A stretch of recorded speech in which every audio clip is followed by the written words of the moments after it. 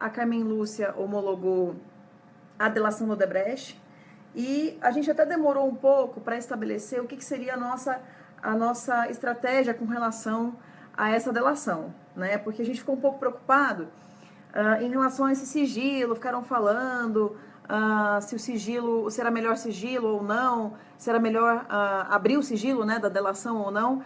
E o fato é, depois de muita gente conversar com nossa área jurídica e escutar bastante, enfim, opiniões de várias pessoas, e principalmente da nossa área jurídica, a gente chegou à conclusão de que é melhor abertura total do sigilo dessa delação. Talvez para a investigação, para o dia a dia da investigação, não seja tão bom. Mas para o que a gente precisa agora, urgente, que é a eleição do Senado e da Câmara, é super importante. Aí eu vou explicar para vocês. Bom, o Sérgio fez um vídeo agora há pouco, acabei de publicar. Então, para quem quiser escutar uma opinião um pouco mais jurídica, pode, hora que desconectar esse vídeo, e lá é o último vídeo que eu acabei de publicar, faz 5 minutinhos, e ele fala mais ou menos o que vocês precisam fazer. Eu vou tentar explicar de uma outra forma, mas basicamente a pessoa que hoje pode tirar o sigilo dessa delação é a ministra Carmen Lúcia, tá? A caneta tá com ela. O Janot pode pressionar, ok? Então, com quem a gente tem que falar? Com a Carmen Lúcia. Mas por que a gente tem que falar que tem que abrir a delação, abrir o sigilo? Porque sem sigilo, os nomes de Maia e Eunício, principalmente esses dois, vão vir à tona, e a gente pode ter aí uma reviravolta na eleição do Senado e da Câmara. Essa é o principal motivo, tá? Então, pessoal, por mais que isso possa, de repente, abrir... Porque o que acontece? Quando você abre o sigilo, as pessoas investigadas, as pessoas que foram citadas ali, elas podem, de alguma maneira, se preparar. Elas podem começar a se preparar para... Nossa, eu ia falar uma besteira tão grande agora, porque eu tô com um monte de coisa engasgada aqui. Para sujeira entrar, entendeu? Para o processo entrar. Então, eu represento o povo, eu sou dos movimentos de rua, e eu acompanho política, e eu quero muito pedir para Carmen Lúcia abrir o sigilo dessa delação, porque isso pode realmente mudar o destino da delação, da eleição da Câmara e do Senado essa semana. Gente, quarta-feira é a eleição já no Senado. Tá? Então, o Eunício, se tiver que cair, é agora, quarta-feira. E na quinta, logo em seguida, a eleição na Câmara, tá? O que vai acontecer se o Maia e o Eunício caírem? Provavelmente a gente vai conseguir fortalecer o Medeiros, que está concorrendo com o Eunício, e fortalecer alguém da Câmara.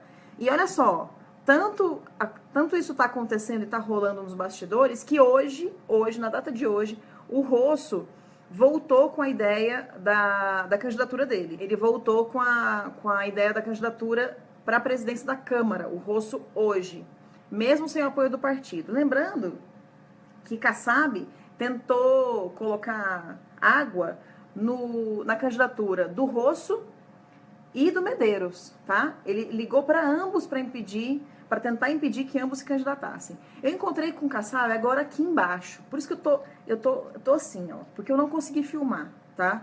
Tô assim, ó, por aqui. Porque era pra eu ter falado um monte de besteira pra ele e filmado. Mas perdi um vídeo daqueles, que daria, assim, pelo menos umas 2 milhões de visualizações. Mas tudo bem. Eu falo aqui agora, Kassab, você é um frouxo, entendeu? Você não tem história nenhuma. Ah, tá bom, não pode falar palavrão, peraí. Deixa eu buscar os termos jornalísticos para esse momento. Eu fui aconselhada a não usar termos. Ai, meu Deus do céu. Não posso usar termos chulos, tem que usar termos jornalísticos. Então, vamos lá. O Kassab, que é do mal, segundo a Sibyl, não é segundo eu, o Kassab é do mal. Gente, o Kassab, ele tem história de improbidade administrativa desde 89, 98, aliás, desculpa, eu troquei a sigla. 98, ele foi processado por improbidade administrativa no governo Pita. Ele conseguiu desviar dinheiro de cemitérios municipais. Quem é que faz isso, gente? Quem é que desvia dinheiro de cemitério, se não é um ladrão? Aí não dá para usar outra palavra, desculpa, não tem termo jornalístico para isso, ladrão.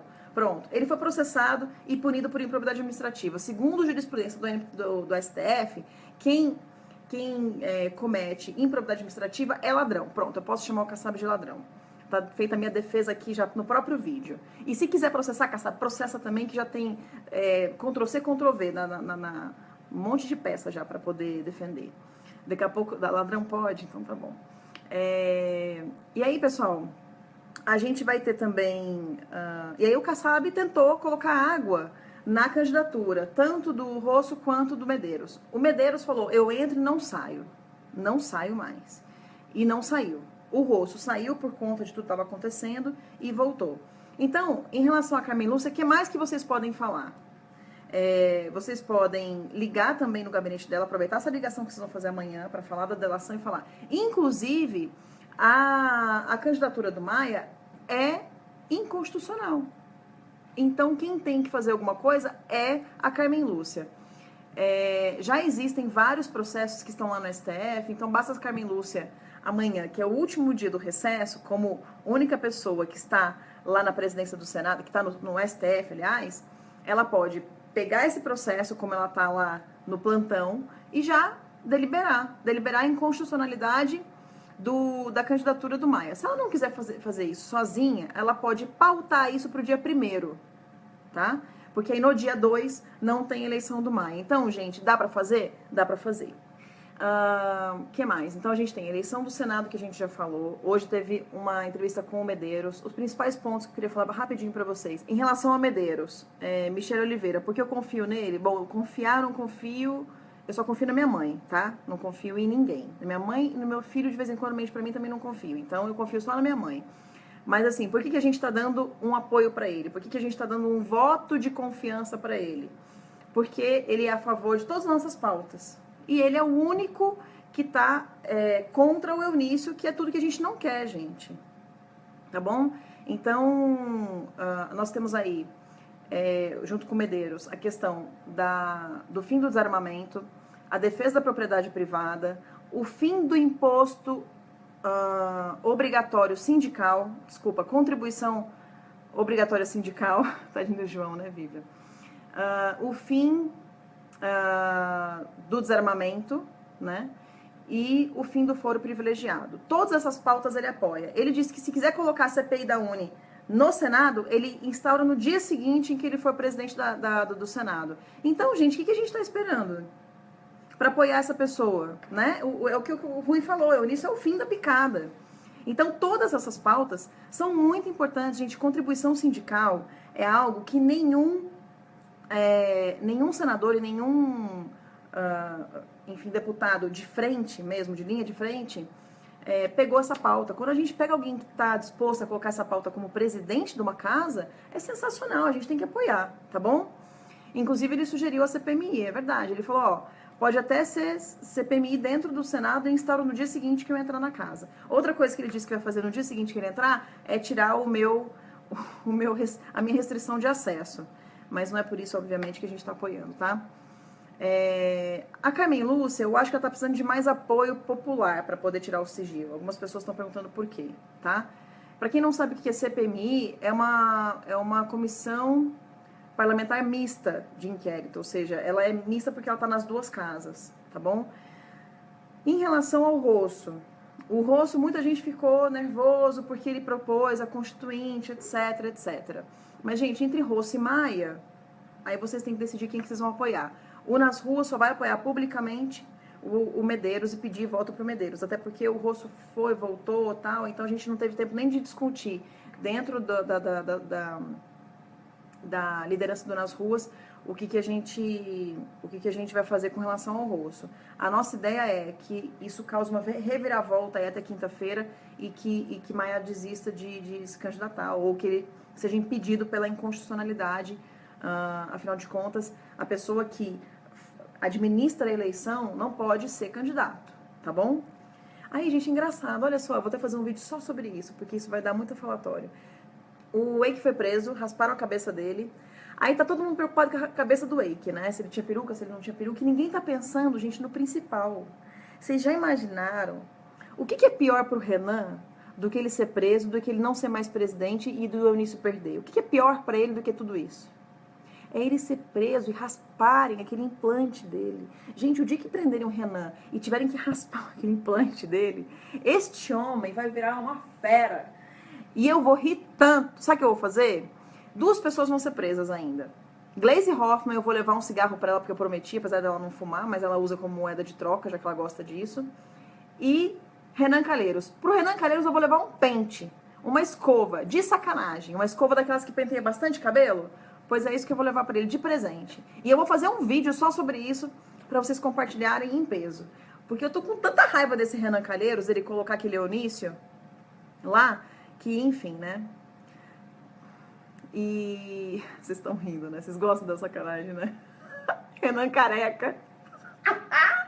Renan, hashtag Renan na cadeia, Renan careca, né? Aff, Maria. Gente, eu adorei. Imagina, eu consigo ver já, consigo ver a cara dele. E vocês viram como é que a gente fez uma montagem? Eu não, né? A gente fez uma montagem do Eunício com o Renan Calheiros. E ele ficou igual o Cerveró, vocês viram? Foi a Marcela que fez, ficou sensacional. E o mais engraçado é o seguinte, foi o Eunício e Renan Calheiros que colocou o Cerveró na Petrobras. Então até ficou, né, combinou. Renan Chapinha. Não fala isso porque aí eu fiz chapinha hoje, não pode. Não foi chapinha, foi escova. Quem vai ser o novo relator da Lava Jato? Também. Provavelmente a Camilúcia vai mandar isso para a segunda turma. Quem que existe na segunda turma? Só pessoas, gente boníssimas. Toffoli, Petralovski, Renan escova de cabelo. Tinha um terceiro péssimo. Gilmar Mendes, que também é péssimo. E quem mais? E Celso de Mello. Celso de Mello é menos pior, tá? O que seria legal? Se o Barroso fosse para a segunda turma, aí a gente teria uma chance ali, de 3 em 2, de ter uma pessoa mais ou menos boa na relatoria. O ideal mesmo é que tivesse um sorteio entre os 9, né? Porque a gente teria uma chance um pouco maior de ter ali ou o Barroso, ou o Celso de Mello, ou até o Fachin, que é menos pior do que o Toffoli, do que o Gilmar Mendes e do que o Petralovski. Esses 3 são os piores, tá, gente? O Marco Aurélio também. Gente, Marco Aurélio, pensa numa pessoa... E, ó, vai sair coisa do Marco Aurélio, viu? Vai sair delação do Marco Aurélio de Mello, tem coisa dele ali. Eu tô para dizer que ele tá numa dessas delações, porque a gente ouviu aí conversa de bastidor que tem Marco Aurélio pedindo propina, tá bom? Para liberar processo de quem tinha foro privilegiado, tá bom? Essa gravação parece que está na mão de Renan Calheiros. Tô fazendo só uma elucubração, tá bom? É conversa de bastidor, mas esperamos que isso saia. A gente, inclusive, tem um boneco do Marco Aurélio, né? É o Marco Auleco, que ele tá com uma bomba na mão, pronto para explodir o Brasil, né? Porque é isso que ele fez. Ele é uma bomba. Se a relação cair para ele, Deus me livre, é para explodir o Brasil. Eike Batista. Aí o Ike era para ter ficado no... Como chama aquilo? No presídio Rui o que mesmo, Sérgio? Você que é do Rio de Janeiro, que fica na Zona Norte, é um presídio que é justiça comum, para presídio comum, para quem não tem ensino superior. E o advogado dele falou, olha, nós estamos tentando defender a integridade física do Eike Batista. Por quê, gente? Porque quem é que está interessado aí na delação do Ari Franco? O presídio chamava Ari Franco, tiraram ele do Ari Franco e colocaram para ir para Bangu, que é onde está Cabral, tá? E por que levaram ele para Bangu, gente? Porque apesar dele não ter ensino superior e o certo era ele ficar no Ari Franco, é o fato de que dentro do Bangu é um pouco mais seguro para ele. E vai ter gente querendo matar o Eike. Ele doou 20 milhões para o governo tentar dissolver as UPPs, aquelas... Enfim, dentro das favelas, no Rio de Janeiro, tinha aquelas facções criminosas, etc. Então, ele colocou as UPPs lá e ele doou dinheiro para isso, né?